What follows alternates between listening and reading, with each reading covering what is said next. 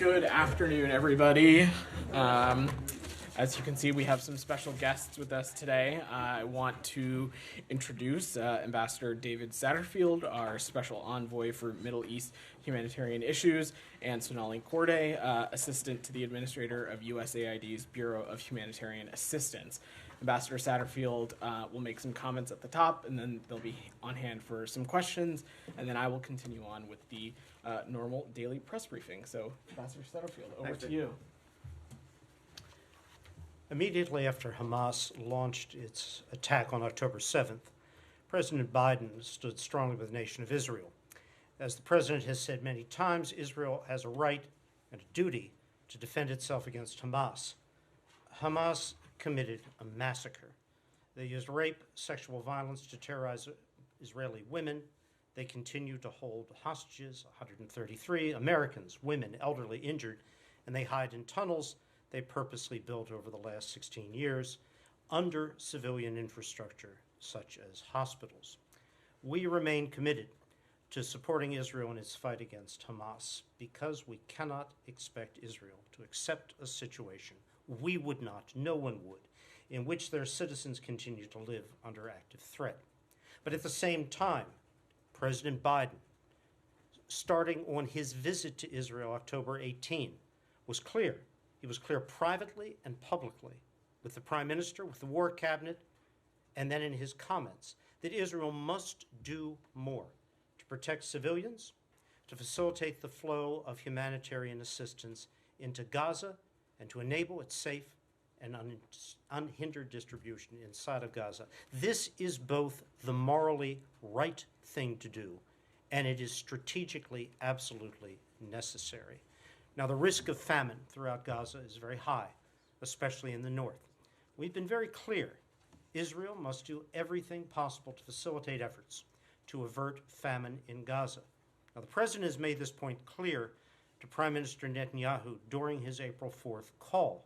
And he also made clear that U.S. policy with respect to Gaza will be determined by our assessment of Israel's actions, immediate actions, to protect innocent civilians and ensure the safety of humanitarian workers, as well as to increase the amount of assistance reaching those in need in Gaza. Far too many Palestinian civilians have been killed and injured. As Secretary Blinken has said, even one innocent casualty is one too many. This conflict has been one of the worst in recent memory in terms of how many humanitarian workers, nearly 250, have been killed since October. Humanitarians should never be a target.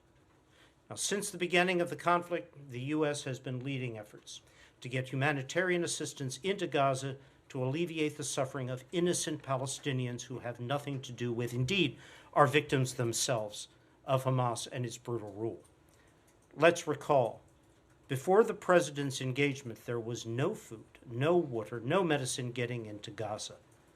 We are the largest provider of aid to the Gaza response. This is and will continue to be a top priority for the President, for the Secretary, for the United States.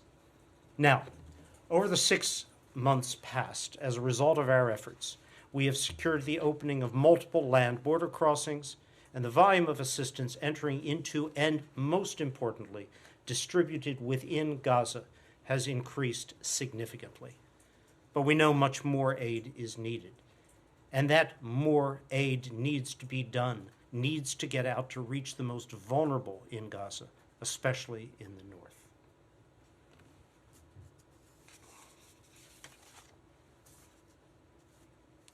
As their military operations continue, give me a moment, Israel must take all steps to minimize civilian casualties. Protecting civilians is not just a moral obligation. It is that. But it's a strategic imperative.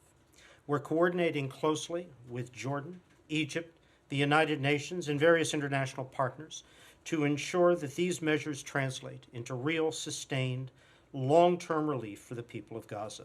It is crucial that Israel sees these commitments through, not just today, but every day.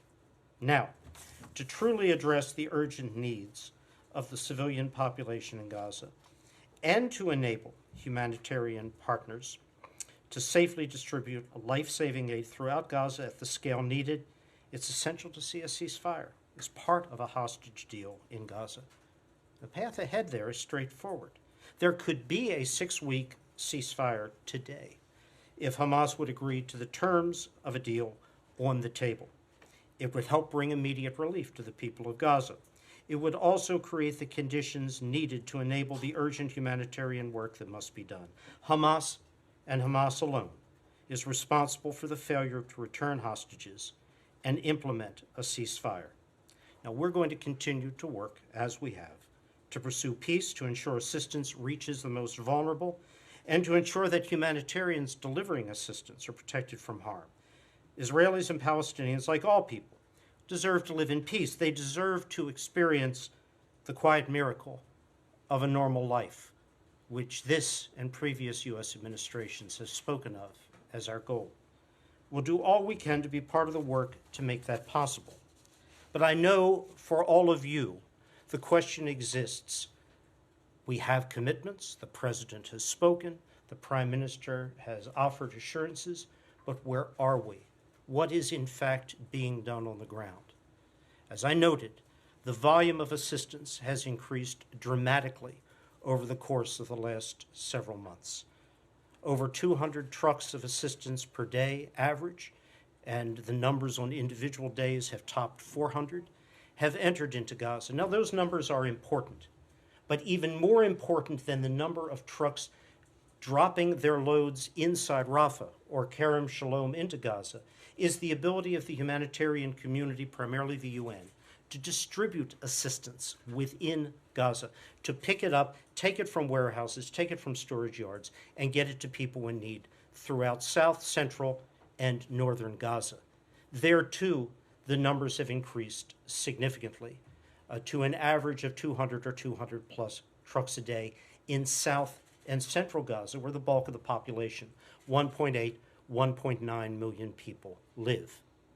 More must be done, though, to ensure that assistance is effectively and efficiently moved, not just in the south and the center, but in the north.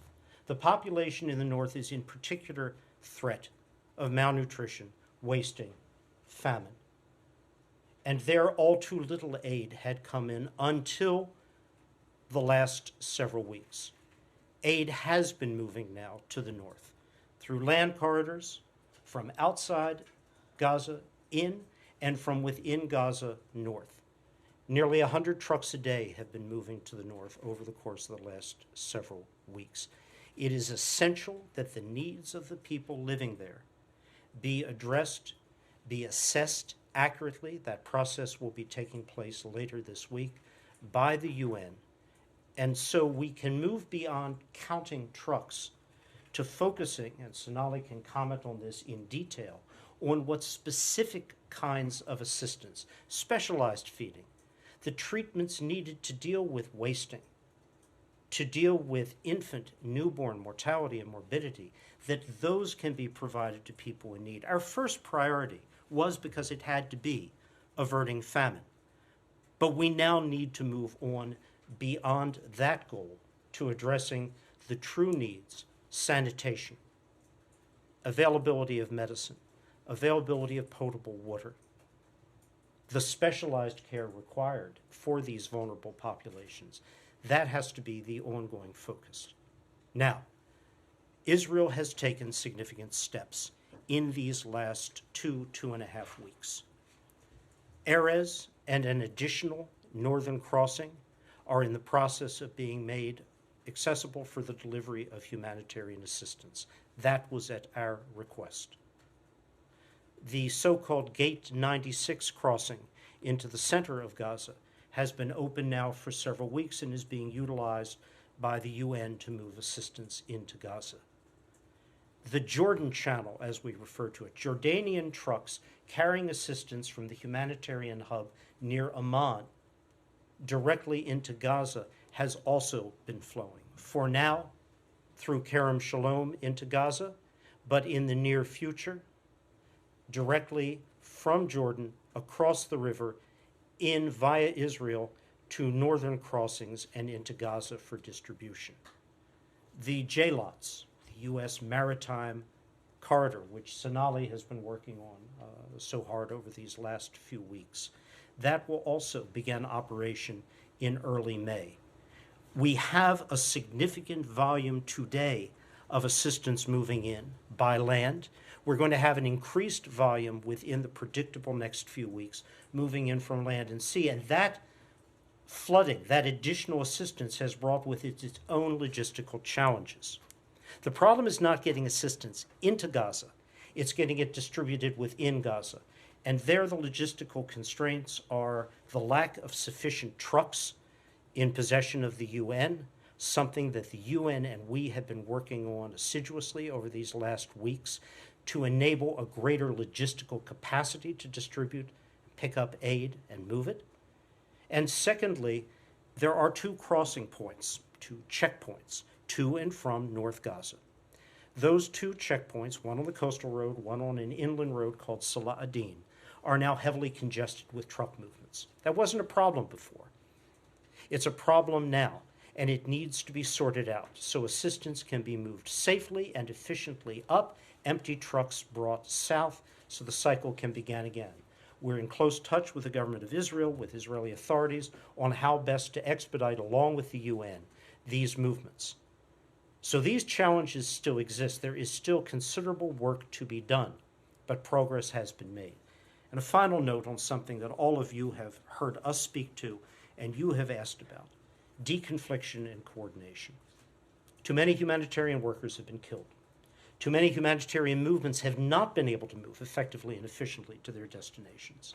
And so we have worked intensively, and the President discussed this with the Prime Minister, on setting up a mechanism that works in real time between humanitarian actors on the ground, between IDF personnel at checkpoints, at contact points on the ground, and appropriate levels within the IDF structure to enable that efficient, effective, and safe movement of humanitarians, their staff, and the convoys containing assistance.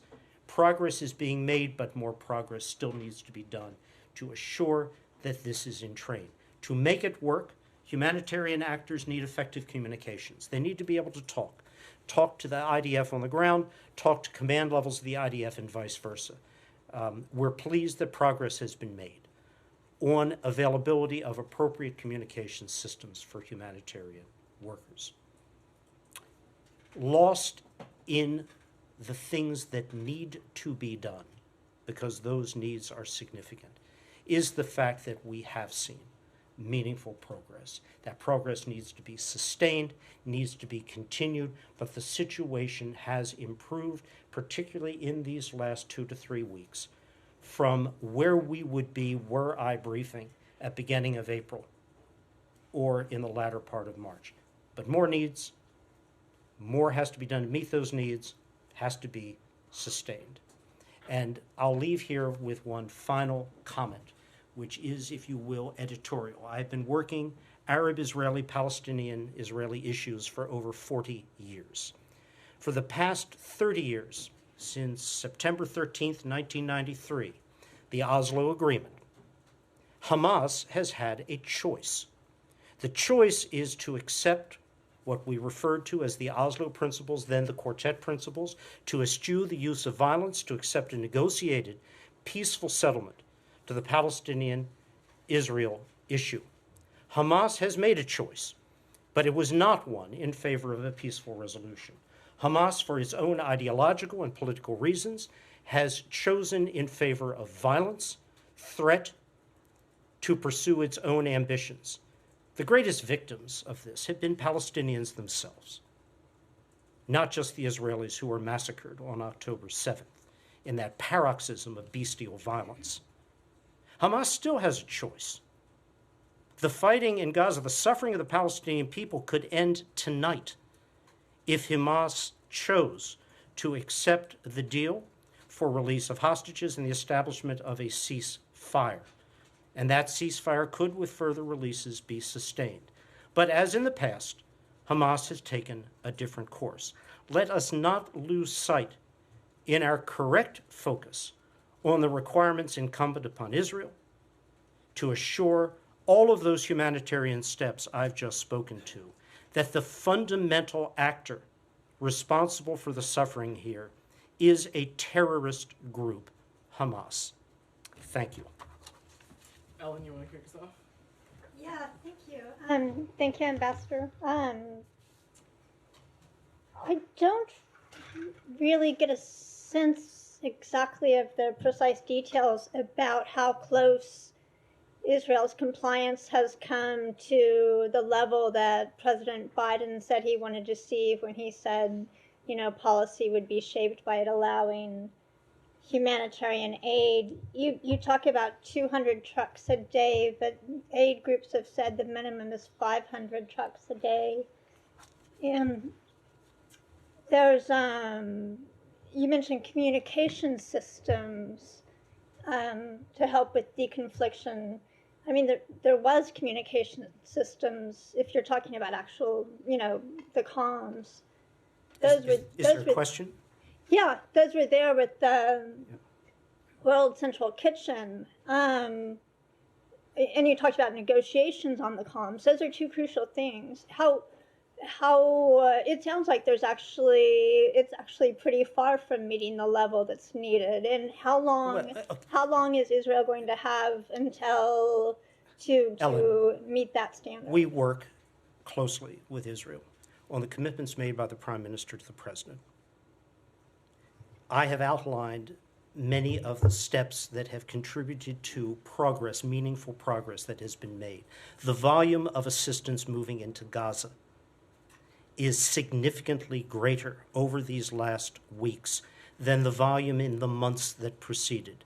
The volume of assistance on a daily basis being distributed within Gaza, which is the more important number, that is also on an average at a higher level than in the previous months. More needs to be done. The North has seen, for the first time in all of these 6 months, significant levels of assistance moving in on a daily basis.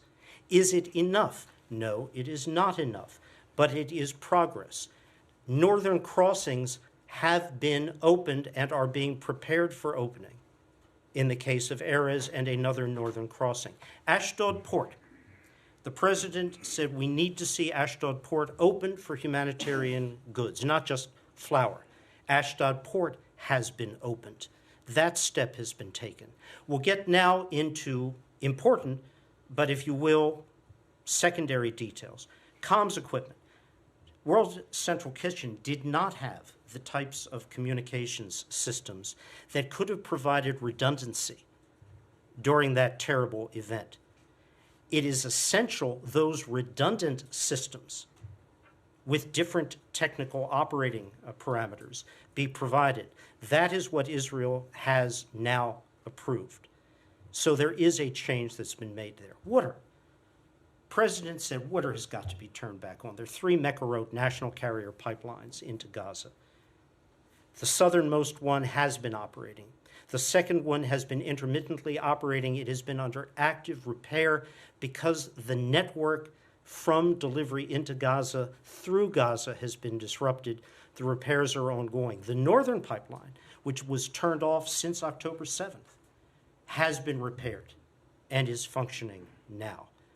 All of this reflects progress. Northern crossings, Ashdod Port open, the Jordan Channel. It is essential for us that Jordan be able to deliver trucks on a daily basis directly into Gaza. Right now, they are doing so through Kerem Shalom as an interim measure. When the northern crossings are repaired and functional, which we expect will be in the next very few weeks, possibly shorter in the case of Erez, Jordanian trucks will be able to enter there, but they're already moving. And the J-Lots is in final stages of preparation. All of this represents progress. Is there more to do? Yes. But this is a very different picture I am presenting to you than the one we would have had just 3 weeks ago on the eve of the president's call to Netanyahu. Hello, Mr. Ambassador. Thank you for being here. Just to put a fine point on my colleague's questions, 3 weeks later, can you say you're satisfied with the steps that Israel has taken so far? Has the deconfliction mechanism that you talked about, you said there's progress, is that in place now and is working? And the final thing is about the peer. We're being told US will rely on Israel for security. Can you elaborate on that? Is it going to be security of US troops provided by Israel? Who will distribute the aid inside Gaza? Thank you. I'll take your last part and turn to Sonali for that, but I am not going to give you, now spare the rest of your colleagues, I'm not going to give you a grade. Did they get an A+, an A or a B? We are in the constant process of monitoring, assessing, facilitating, supporting progress towards the goals the president set. This is not a gotcha test. At 2 p.m. on the 7th of May, will Israel pass or not? This is a set of requirements to help the people of Gaza and the humanitarian workers whose role is vital in facilitating assistance. Progress is being made, but I am not going to stand here and give you a grade on that. More needs to be done. Sonali, you want to talk about JLOTS?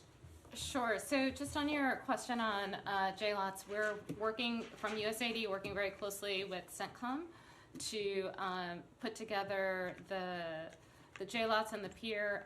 We're working very closely with the UN to handle the distribution mechanism into Gaza. I'll also say that we are taking a lot of care to respect the UN's neutrality and independence in terms of distribution. Just on your question on security, I think that's best placed to DoD, but suffice it to say that IDF is providing some security and force protection measures to U.S. assets that will be offshore. And I'll have you ask my DoD colleagues further questions on that. Over.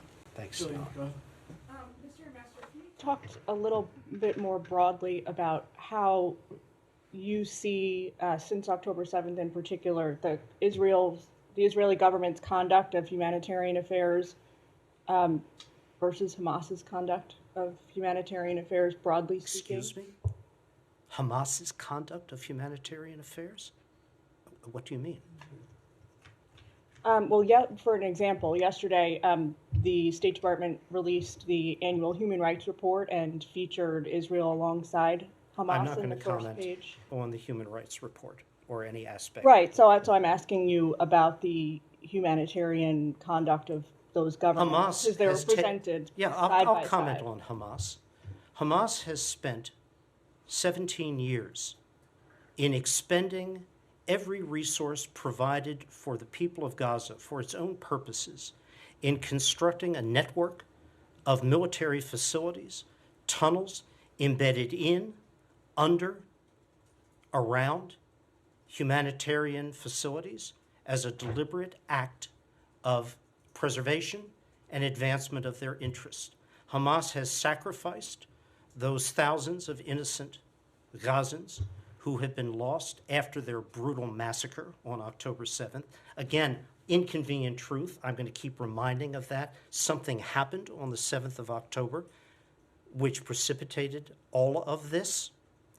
Hamas's humanitarian policy is the opposite of humanitarian. It is to use innocent civilians as shields, as presumed protection for their own facilities, for their own terrorist military forces, and for the plotting and planning, which first and foremost victimizes Palestinians and their future.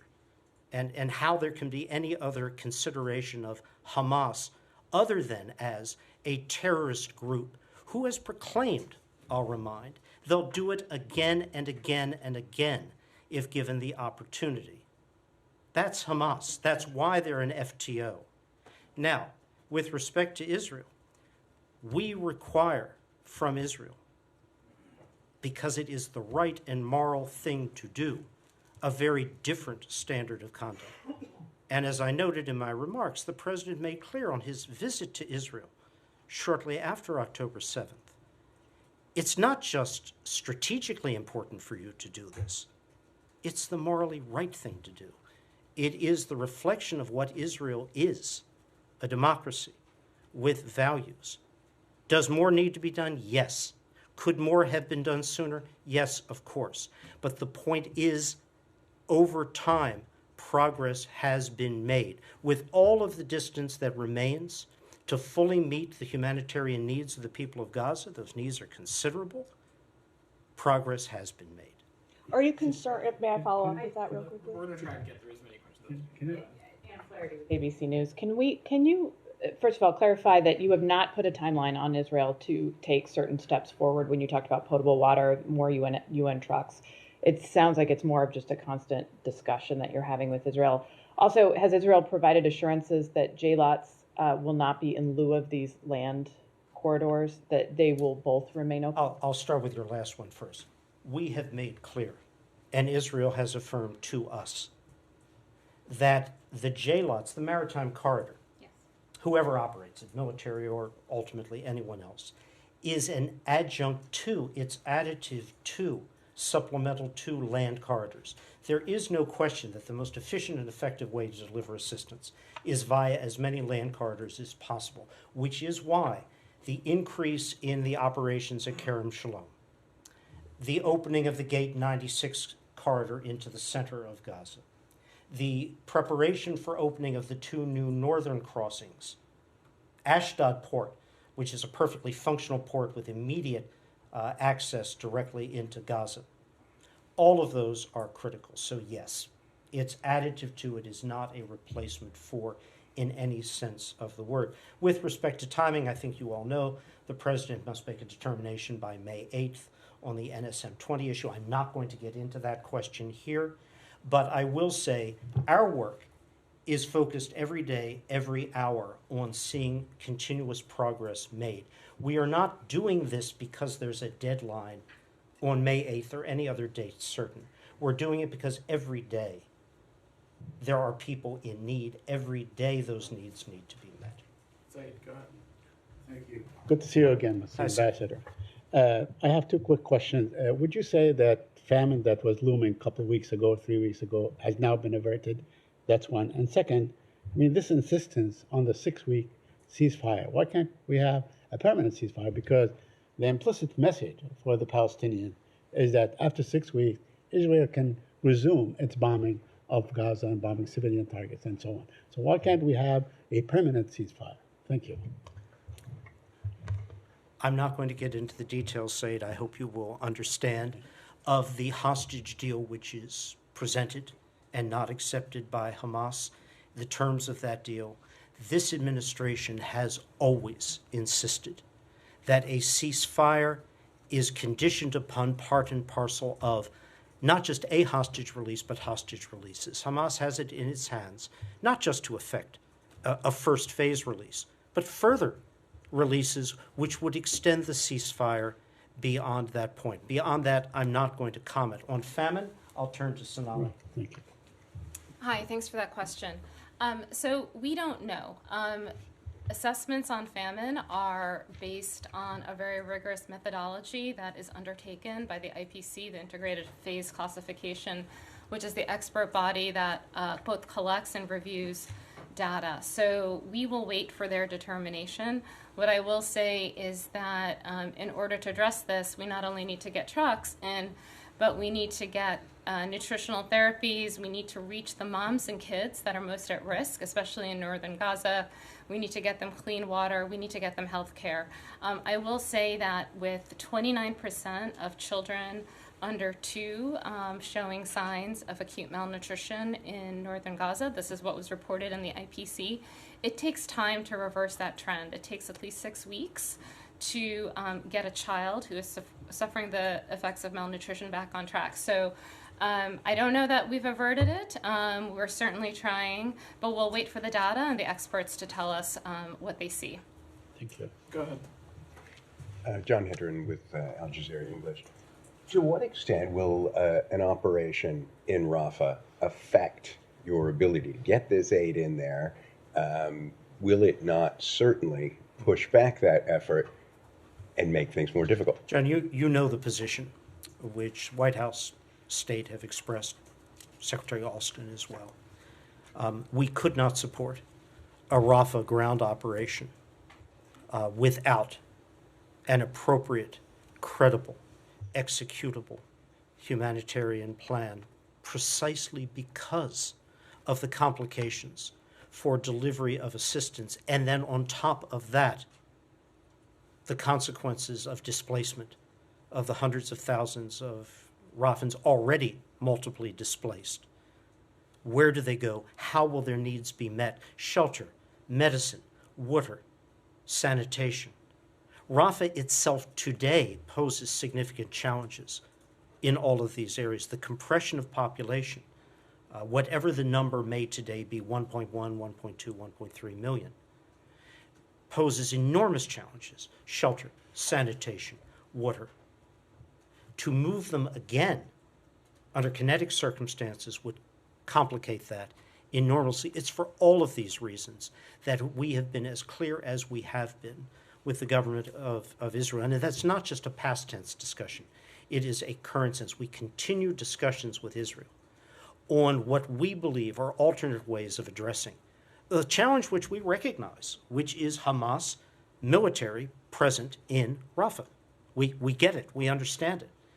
But we think there are other ways to deal with this. And if there is not a credible, executable humanitarian plan, then we cannot support a ground operation. But fair to say that Israel views that differently up till now. That's our position.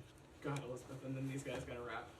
I want to follow up on the pier. How will the U.S. ensure the safety of aid workers who are concerned over the Israeli military's presence in the area and role securing it, given the past failures in deconfliction? And also, will Israel's so-called dual-use restrictions be applied to goods entering the pier? Sure. So what I can say is that there are conversations happening every single day between our humanitarian assistance team, the DART in Jerusalem, CENTCOM on the ground, and our UN partners on the ground.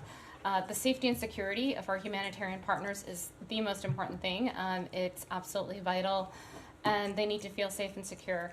I'm not going to get into specific security measures on what's being discussed for obvious reasons, but just to say that those are happening, and we're very cognizant, again, as I said earlier, that the UN needs to maintain its principles of neutrality and independence and access throughout Gaza. So we are trying to abide by those principles and make sure that everyone involved has the safety and security that they need.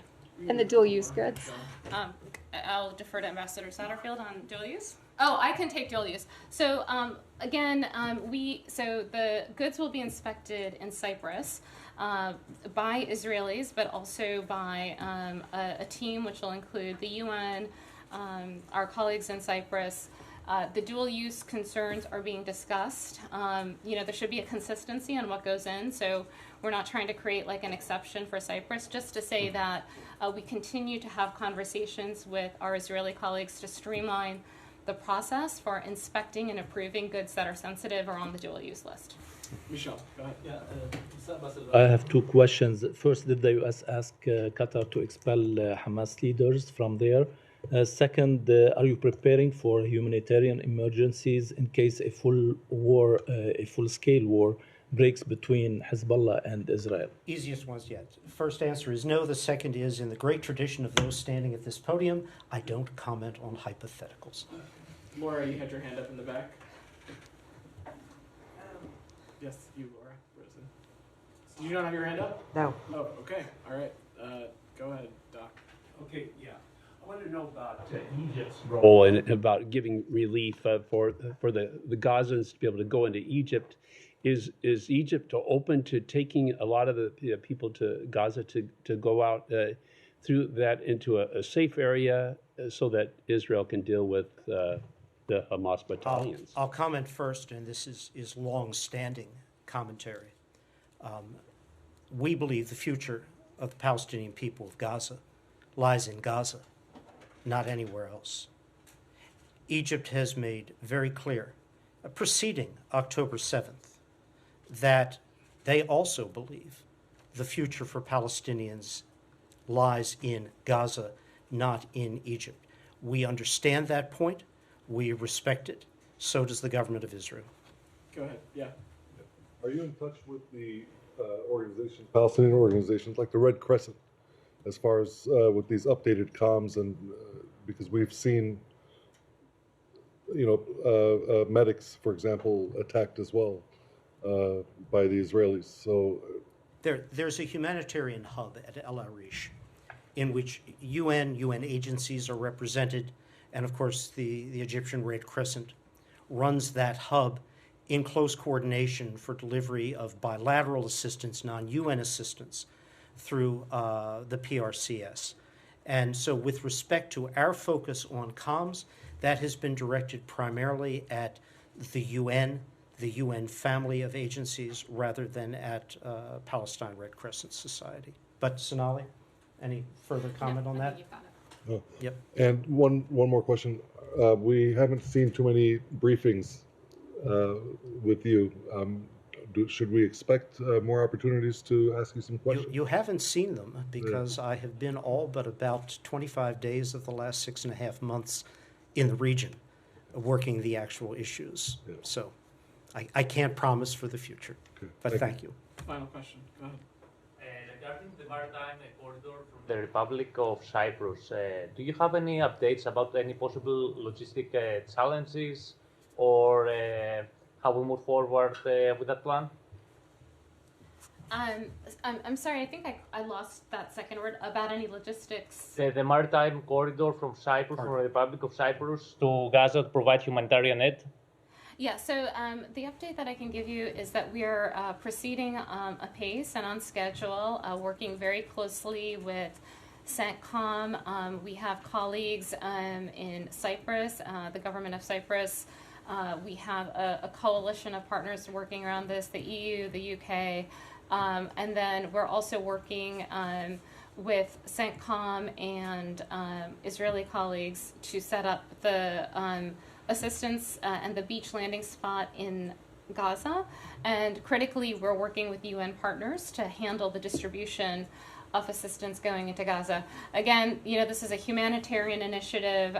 We're keeping it in line with humanitarian principles, and we hope to have more updates for you on this soon. Can I ask more questions about JLOTS? We haven't had a chance to ask anything in the past. If you want to ask one more question about JLOTS, then Sure, thank you. Thank you. Can you tell me, are things still in discussion, or is there an agreement that the WFP will actually handle the distribution part of it? Is there an agreement on the rules of engagement with the IDF? And is the deconfliction aspect handled to your satisfaction so that you're confident that the aid workers will actually be protected as they work with the people with JLOTS? So yes, we have an agreement with the UN and WFP to work on the logistics. As I said, this is we're working out a lot of details on how this is going to work. The partners are working on the security aspects of it, as you mentioned. Again, I don't want to comment on that here, just for very obvious reasons, to protect their security. So all of these issues are being worked through. Again, I'll reemphasize that the key principle for the UN's engagement here is to protect their independence and neutrality and ability to access vulnerable populations throughout Gaza.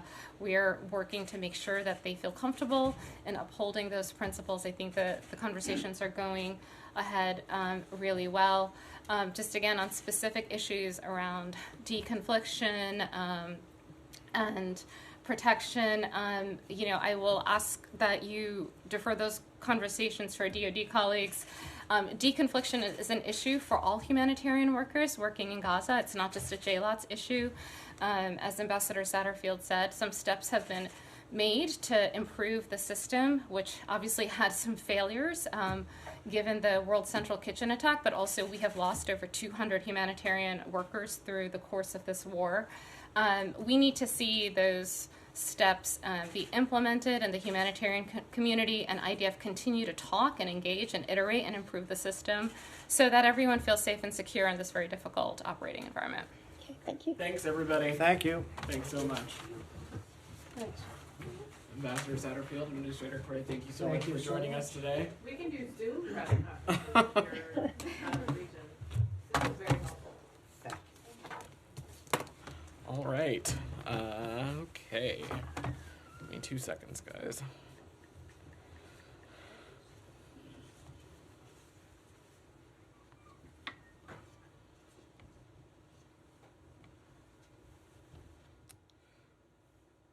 All right. Well, that was very glad we were able to have them join us today.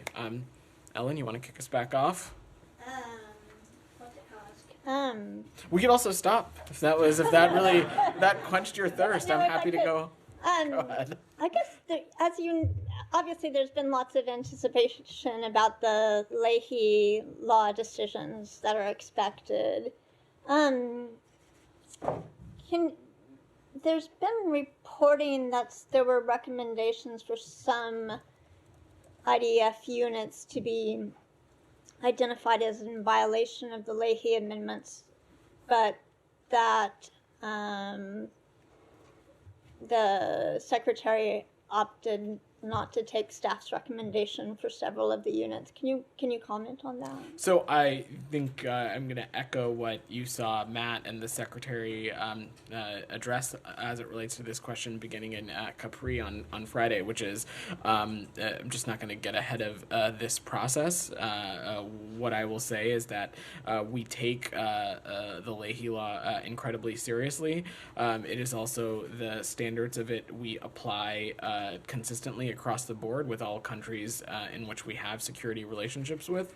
That should be no surprise to anybody, but I am not going to get ahead of the process, and I am sure we'll have more to say in the time forthcoming. Humaira? Yesterday, I think Matt said on UNRWA, you guys haven't had a chance to review it. You were still reviewing it. Do you have like an assessment on the Colonna report's findings? So, as it relates to the report that former French Foreign Minister Colonna took the lead on, we first take a step back. We welcome and strongly support the recommendations of the independent review of UNRWA mechanisms and procedures related to neutrality. This was released yesterday. We continue to look closely at the report and are assessing how we can continue to work with partners in the region, host authorities, and the government of Israel to implement some of these recommendations. We, of course, continue to support UNRWA's important work. It must continue. But at the same time, we continue to advocate for reforms, and we welcome what the former French foreign minister laid out.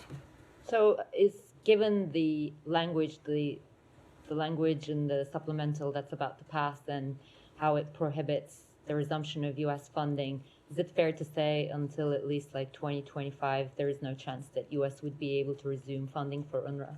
You've heard me say this before. As we assume this supplemental passes, when it passes the Senate, we will be an administration that complies with the law, and the law is very clearly laid out in the national security supplemental as it relates to what kind of relationship the United States can have with UNRWA.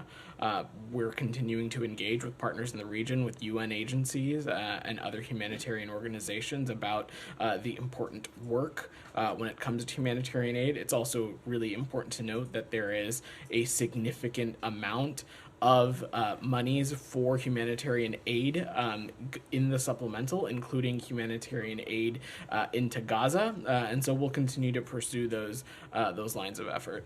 And the report also found that Israel was yet to present any evidence for the accusation that hundreds of UNRWA staff were members of terrorist groups. Is the U.S. going to be encouraging Israel to provide that evidence? Are you going to do anything towards that end? So our understanding is that the United Nations is continuing to pursue an investigation as it relates to that relates to the individuals alleged to have participated in the October 7th terrorist attacks, and so I will not going to get ahead of that process. Okay, and the final thing is you must have seen the reports about mass graves containing hundreds of bodies around Al-Shifa. UN chief said he was horrified by these reports. I'm wondering if U.S. has a comment on this and whether you guys have raised this with the Israeli government. We have seen those reports, and the reports are incredibly troubling, and we're inquiring on this with the government of Israel. Specifically on that. Correct. I don't have any specific information to offer, insight into what this is or isn't. I don't have a sense of that from up here, but we are inquiring about this with the government of Do you know Israel. who you reached out to who? Is it I'm not going to speak to the specifics, but it should be no surprise to you that we engage with the government of Israel at all levels, often many times, multiple times a day, at all hours. And go So ahead. Ambassador Satterfield seems pretty pleased with how Israel's progressing. Has the U.S. shared with Israel what would happen if Israel takes its foot off the pedal with regards to humanitarian aid? And then also a question on Ukraine. UK has already beaten us to the punch, biggest military package ever. Can you characterize if the U.S. package to Ukraine is going to look to be, is it shaping up to be the biggest ever?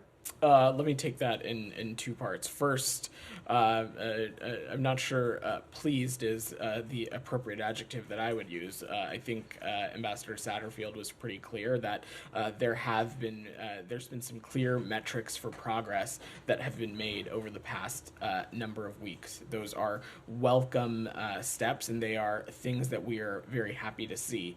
However, he was also explicitly clear that there continue to be areas, specifically distribution of aid within Gaza, some of the telecommunication measures that he mentioned, sanitation and other areas, deconfliction. Those are our areas that we want to and need to continue to see sustained progress, including the sustained progress on the steps that have been made in the right direction. And as it relates to a deadline or anything like that, But is there a consequence? The secretary and the president were incredibly clear that these are kinds of steps that we absolutely need to see, or it will have a determining factor as it relates to the kinds of policy we pursue as it relates to Gaza. There has not been a change in that assessment. We expect that these kinds of efforts to be continued and sustained. The situation is still dire. Both things can be true, which is something that we've kind of been pretty clear about for quite some time now. We can see steps being taken that we think are beneficial to the overall humanitarian aid ecosystem. Stuff like the Ashdod port opening, some of these northern crossings being opened. These are all good, welcome, positive steps in the right direction. Simultaneously, there continues to be a lot of work that needs to be done. On Ukraine, look, first let me just say, as it relates to our partners in the United Kingdom, we welcome any country taking additional steps to support our Ukrainian partners and bolster the Transatlantic Alliance. My understanding is that this was an announcement not just about support for Ukraine, but also the United Kingdom committing to contribute 2.5% of their GDP towards the defense space by 2030. Again, a step that we think is in line with NATO commitments, but also, again, something that bolsters the Transatlantic Alliance. So very, very glad and happy to see that news. When it comes to the United States, we have not been shy about the fact that one of the key reasons we need this national security supplemental passed is because we need to continue to support our Ukrainian partners. We are going to wait for, I'm sure, final passage before previewing or talking about any additional next steps when it comes to how we might be supporting our Ukrainian partners. Go ahead, Saeed. Thank you. Going back to Humaira's question, just to follow up on that. Now, it seems that more than 300 bodies have been found. The United Nations is asking or calling for an independent investigation. Would you support such an independent investigation? Right now, Saeed, we are asking for more information. Right. That is squarely where we're leaving the conversation. Right. I don't have any details to match, confirm, or offer as it relates to that. We're aware of those reports, and we have asked the government of Israel for additional clarity and information, and that's where I'm at. I understand. If Secretary General Guterres asks for your support, in this effort? Would the United States support him? in You the are pursuit you're asking about a Okay. hypothetical, Saeed, which again, I'm not going to get ahead of until we have greater fidelity on information as to what this is, and we're hoping to get that from the government of Israel as soon as possible. All right. Now, Israel is said to be expanding the so-called safe zone in Gaza as it prepares to invade Rafah. I wonder if you've seen the report and if you have any comment on that. I've not seen that report, Saeed. But look, any kind of action that it would be inconsistent with what we'd consider the forced relocation or the forced movement or eviction of Palestinians from their homes in Gaza is something that is inconsistent with the principles that Secretary Blinken laid out in Tokyo last December. And a key tenet of that continues to be that there can be no forced relocation. Ellen, you had your hand up. I was just going to say on the issue of investigating or finding out the truth of the allegations of the mass grave, the State Department's Human Rights Report yesterday said along the lines of it knew of no instances where Israeli officials had brought accountability basically for crimes alleged in Gaza. In those circumstances, I mean, with that kind of determination by the State Department itself, is waiting for Israel to investigate it the appropriate course of action? So that's not first, I think we should clarify what the Human Rights Report is and isn't. It isn't a determination or an assessment by the State Department. What it is a compilation of submitted violations of human rights all around the world that are done in close coordination with our embassies and consulates and all the places that we have them, with civil society organizations, with media organizations. That's how that report is compiled. I will also note that it is not an exhaustive or a list of every single human rights violation in the world. It is a compilation. But you saw the Secretary speak to this a little bit yesterday. First, as it relates to our own system, when it comes to violations of human rights, there are processes and protocols and procedures in place for the United States to assess what is happening on the ground. These are thorough, deliberate, detail-oriented processes that can take time. Those processes are ongoing and will continue that work as we continue that work in any conflict zone around the world. Simultaneously, I'm sure our partners in Israel can speak to any procedures and parameters they have in place in their own system as it relates to things that would be viewed as violations, and I'll let them speak to that. Alex, on the region or something else? Let me stay a little bit on the region. I'll come back to you. Michelle, you had your hand up. On Iran.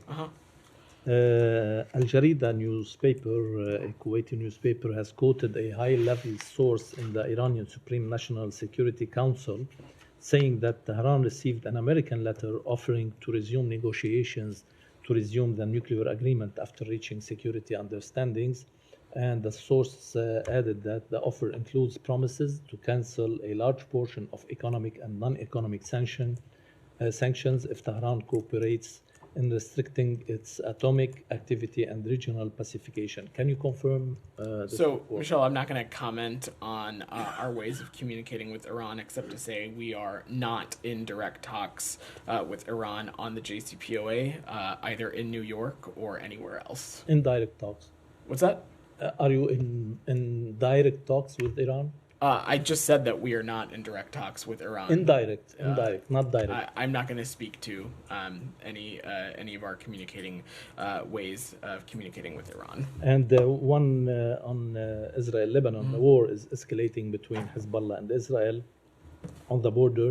Do you expect a full-scale war between the two sides? And what can you say about the U.S. efforts to find a diplomatic solution for this crisis? We are continuing to engage in direct conversations with our partners in Israel and other regional partners to avoid any kind of massive, dire escalation.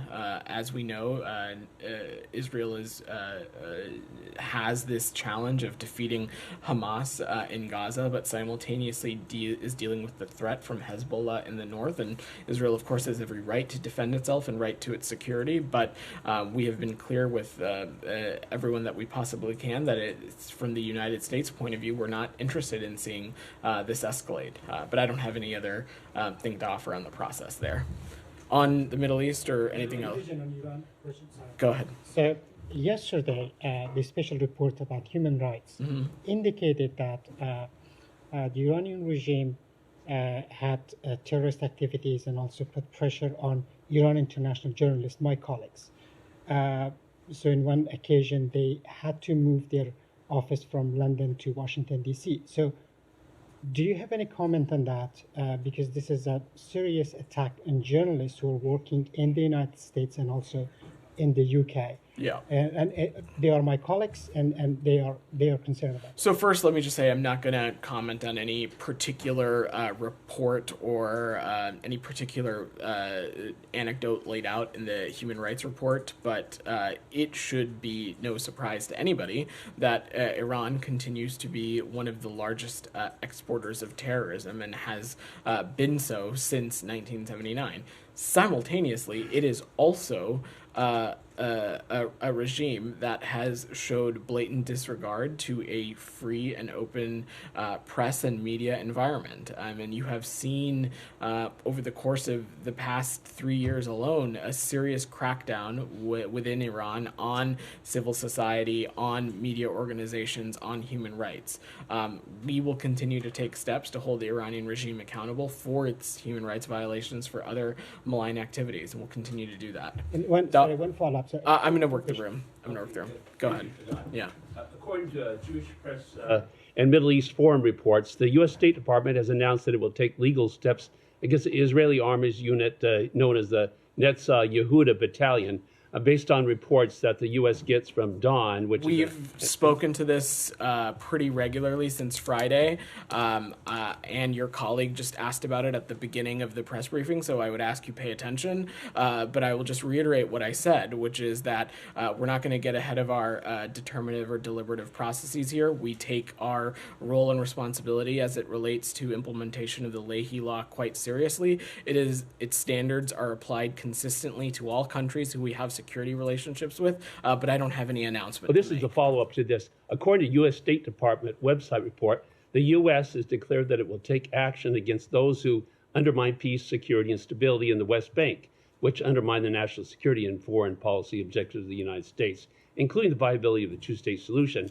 So does that mean that the U.S. will take action against Arabs who raise millions to support any Arab who murders a Jew, or take action against the Palestinian Authority for the pay for slave, for the pay salary for life to any Arab who murders a Jew, and finally take action against the Palestinian Ministry of Education, whose new curriculum indoctrinates Palestinian Arabs to destroy Israel? So I see you're trying to connect a couple different threads there.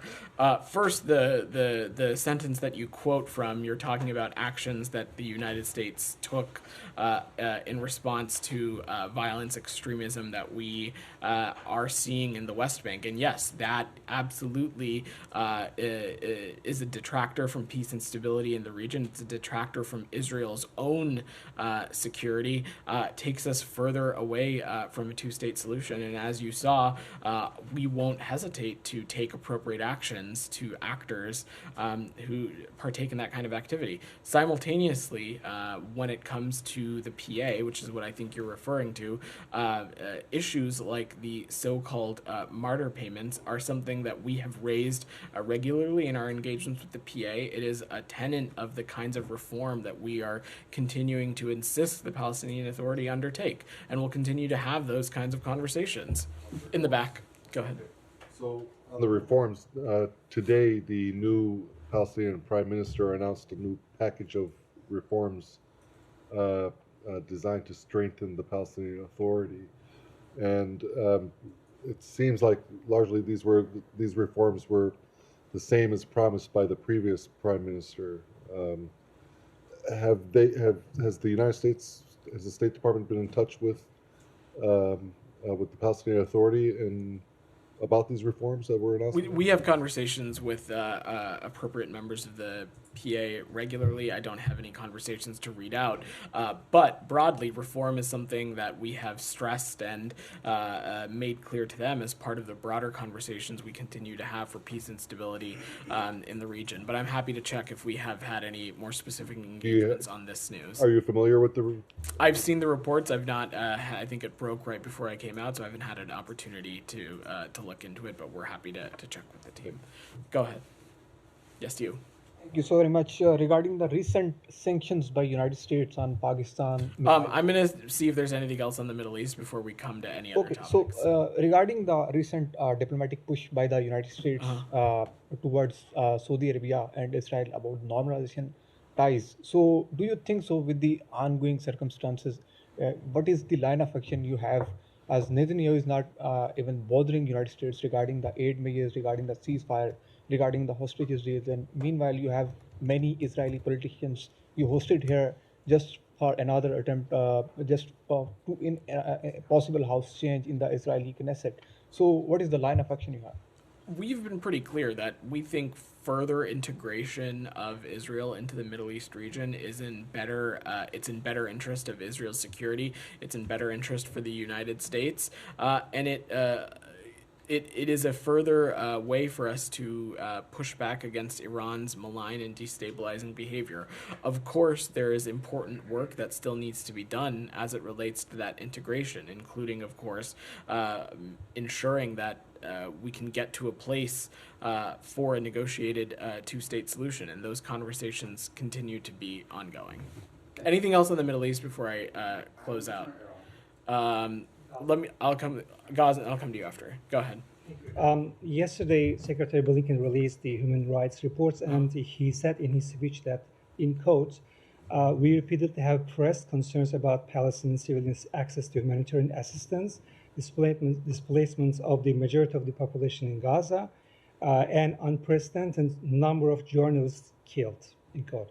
So actually, one of the journalists killed in Gaza was one of our colleagues working for Anadolu Agency of Turkey. His name is Mustafa Al-Karuf. And I want to ask a journalist, what would be your message to Israeli government, Israeli military to protect the journalists working in Gaza? Our message to the government of Israel is the same message it is to any government on the face of this planet, which is that journalists need to be protected. They do important work. They do especially important work in conflict zones where they shed light on what is happening on the ground, often in circumstances where it is not easy for public to get their information or get a sense of what is happening. And somewhere like Gaza, they do critical work of informing people about what's going on. And so our message everywhere is journalists, media organizations absolutely need to be protected.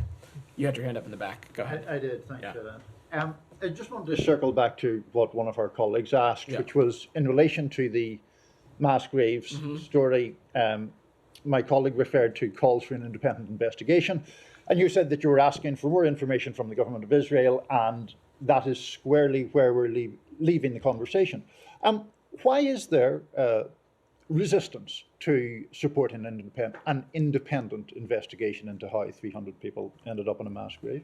It's not about resistance to this particular situation. It is me not wanting to speak in detail about something which Saeed posed as a hypothetical question, when from the United States perspective, I don't have any additional information on this, aside from the public reporting that Humaira and Saeed and others have asked about, which is a fair question. But what I am saying from the United States perspective is that we've seen those reports and we are asking the government of Israel for more details and more information. And do you believe that the government of Israel is a credible source in enlightening you on that? We do. Thank you. Go ahead. Regarding the human rights report from yesterday, particularly the chapter of Colombia, Section 4, corruption in government, you made references specifically to an episode or an issue, and it's the investigations from the attorney's office in Colombia towards President Gustavo Petro's son and his brother because of irregular payments that allegedly entered his presidential campaign.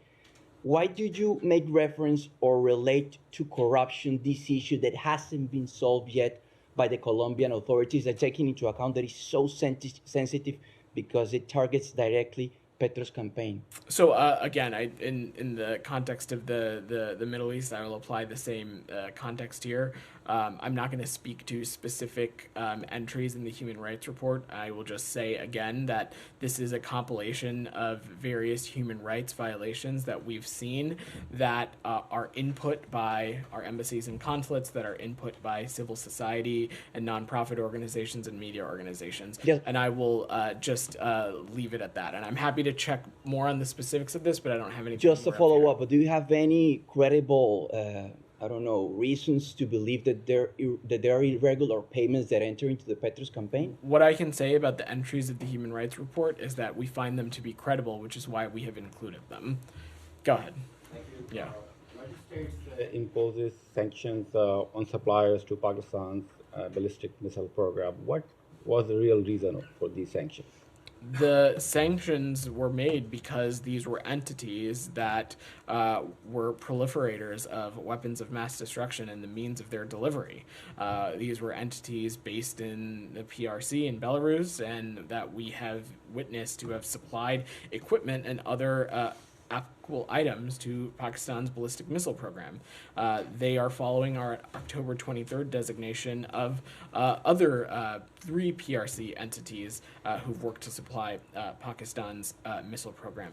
We're going to continue to disrupt and take actions against proliferation networks and concerning weapons of mass destruction procurement activities wherever they may occur. The Iranian president was in Pakistan, and during his visit, Pakistan and Iran signed 8 MOUs and also agreed to push bilateral trade to $10 billion.